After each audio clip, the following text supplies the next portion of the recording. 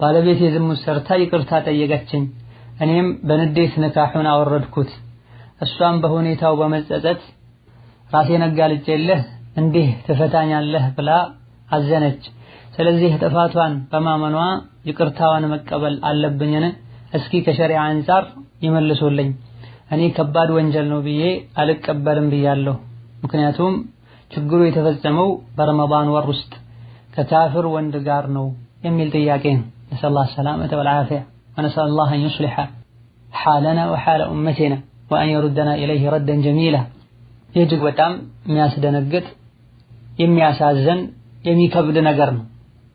አንዲት ሴት ባለትዳር ሆና ዝሙት መስራቷ ላጤ ሆና ፈት ሆና እንደምትሰራ ሴት አይደለም። አላህ ተባረከ ወተዓላ በሐላሉ ስላብቃቃት። ይህ ማለት ደግሞ ባለትዳር ያልሆኑ ዝሙት ይስሩ ማለት አይደለም። የጀሃነም ደረጃዎች እንደሚበላለጡት ሁሉ ለጀሃነም የሚያበቁ ወንጀሎችም ጸያፍነታቸው ይበላለጣል። ወይላ ዝሙት ለሁሉም ሐራም። አግብቶ ግን ሲሰራ አንድ ሰው ሐራምነቱ የከፋ ይሆናል። ሊጠብቃቸው ሊንከባከባቸው የሚገባ ጎረቤቶቹ ላይ ሲሆን ደግሞ ዝሙት የፈጸመው እንደዚሁ ይበልጥ የከፋ ይሆናል አላህ ዘንድ ተባረከ ወተዓላ። ወሀከዛ ባለትዳር ከመሆኗ ጋር ዝሙት መፈጸሟ በጣም የሚከብድና የሚያስጠላ ከመሆኑ ጋር ይህን ጸያፍ ወንጀል የፈጸመችው ከካፊር ወንድ ጋር ሲሆን እጅግ በጣም የከፋና ይበልጥ አላህን ተባረከ ወተዓላ የሚያስቆጣ ይሆናል። ላሁነ ሒሉን ለሁም ወላሁም የሒሉነ ለሁነ ብላ በኒካህ እንኳ ለሙስሊም ሴት ካፍር ወንድ አይፈቀድላትም። ሊነካት ልትነካው አይገባም። እነዚህ ሁሉ ስህተቱን እጅግ በጣም ከባድ ያደርጉታል። ሆኖም ወየቱቡ ላሁ ዐላ መን ታብ ተውበቱን አሟልቶ ጸጽቶ የተመለሰን ሰው ሁሉ አላህ ተባረከ ወተዓላ ይቀበላል። ወኢኒ ለገፋሩ ሊመን ታበ ወአመነ ወዐሚለ ሷሊሐን ثم اهتدى ብላ ተውበቱ ሁኔታውን አስተካክሎ መልካም ስራ ሰርቶ ከዛ በኋላም ዲኑ ላይ ቀጥ ያለን ሰው ሁሉ እንደሚመር አላህ ተናግሯል። በመሆኑም ባለቤትህ ተውበቷ ካማረ ዲኗ ላይ ቀጥ ካለች በሰራችው ወንጀል የመጸጸት ምልክቶች ከታዩባት ሁኔታውም ከቀድሞ ይልቅ ጥሩ ሆኖ ከተገኘና ከታየ ይቅር ብትላት ምንም ችግር የለም።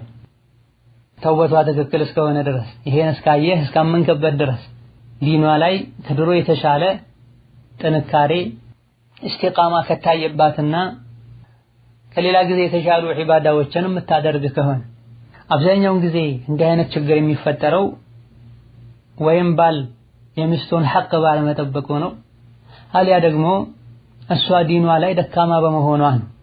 ዞሮ ዞሮ ሁለቱም ጥፋቶች ወደ አንተ ነው የሚመለሱት።